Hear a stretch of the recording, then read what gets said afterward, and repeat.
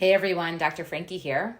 Happy to be here with you all today, and I'm going to be talking about dating and finding love with a disability. Culturally pervasive attitudes of ableism imply that disabled people are totally removed from sexual or romantic life, or even imagine them as children.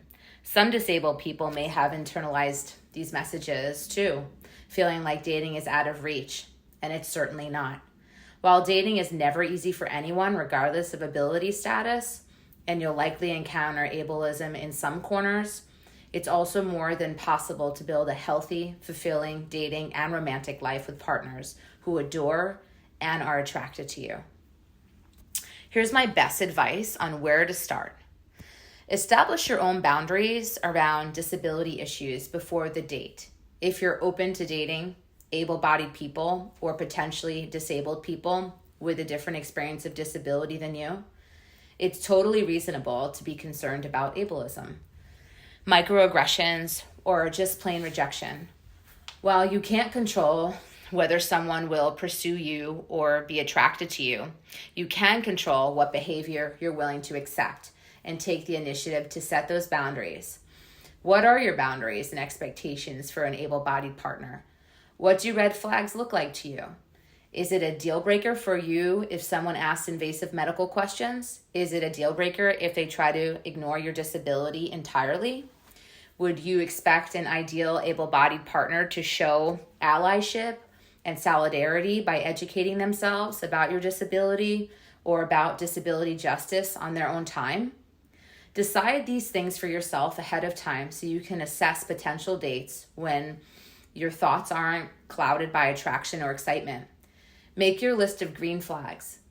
Everyone should go into dating with a sense of their own green flags, things you're actively looking for and signal to you that you're with someone who's a good fit, not just a lack of red flags.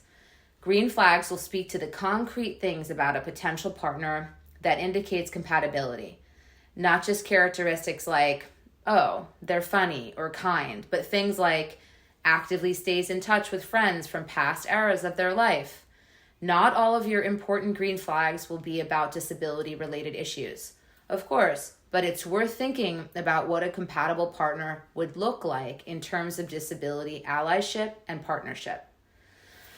Would a green flag be that they already have disabled friends and family that they actively advocate for, they volunteer assistance or support, or that they don't and wait for you to lead on how you'd like to be supported? Are they generally a thoughtful and empathetic person? Do they generally approach areas of difference in identity or privilege in their life without centering themselves? Set the tone for talking about disability. It's a natural instinct to want to hold back on the parts of yourselves or ourselves that feel messy or difficult when we meet someone new and want to impress them.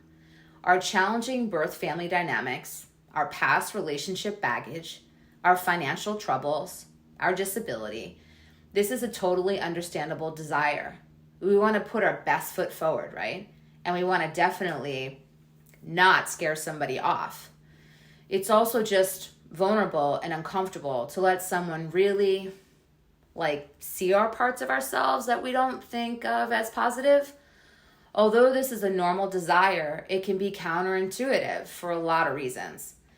With disability, especially its instinct, you should consider resisting.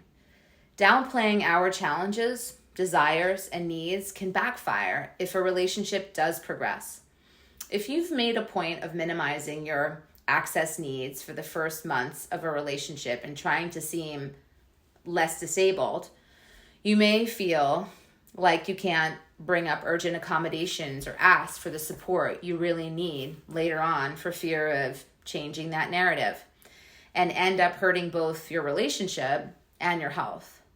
At the same time, you're closing off an opportunity for a partner who cares about you to actually show up for you. Your partner can't support you as a disabled person if you aren't upfront about what your needs are. True intimacy in a relationship comes from vulnerability. If you're serious about a relationship, allowing for the possibility of true vulnerability by being direct about your access needs is key. To start off on the right foot with this, make a point of talking about your disability early on and be intentional about setting the tone for how you want your disability to be discussed and considered. If you're planning a first date in a public place, always a good idea, bring up right away that you need to confirm whether the venue is accessible for you or not. Doing so in a casual but clear way will establish that you do have access needs and considering them is a priority. And also that your disability isn't a dirty secret or a delicate topic that needs to be tiptoed around. Foster a spirit of exploration for sex and intimacy. One of the anxieties an able-bodied partner might have in your relationship, and that you may well have too, is that it will be hard to find ways to have sex that are accessible, safe, and fulfilling for both of you. Some able-bodied partners may have well-intentioned fears about accidentally hurting you, making you sick, or just generally doing the wrong thing. You may also have those fears too. While it's completely real that the sex you have with partners may not be exactly the same as sex between two able-bodied people, it's still going to be hot, fun, and feel good for both of you. The key is to make sure you're approaching your sex life with curiosity, openness, and excitement, rather than imagining the sex you see able-bodied people having on TV or in porn and working backwards to try to get as close to as possible. That would be a recipe for frustration for able-bodied people too. Try starting with a blank slate and exploring questions about your sex life, how it could look. What parts of your body give you the most pleasure? What positions are most comfortable for you to stay in for a long period of time? And what could you try sexually from that position? Are there body parts or skill sets you have that are different than able-bodied people? Like high mobility or a high pain tolerance that could lead to something fun and different in the bedroom? Are there accommodations or accessibility devices like wedge pillows for support, body harnesses to support in the air like a sex swing, harnesses to position a dildo on your thigh or hand instead of your pelvis? That could open up a new possibility for you. If you're approaching your sex life with an attitude of exploration and adventure, these questions all offer dozens of hot new things to try out for experiment with, and that's always the most fun part of a new relationship. All right. So hopefully you have found this to be really helpful, and please comment, ask questions, and follow my channel. And I'm here every week sharing really helpful, informative advice and information that hopefully you can apply to your life. Take care. Thanks so much for tuning in.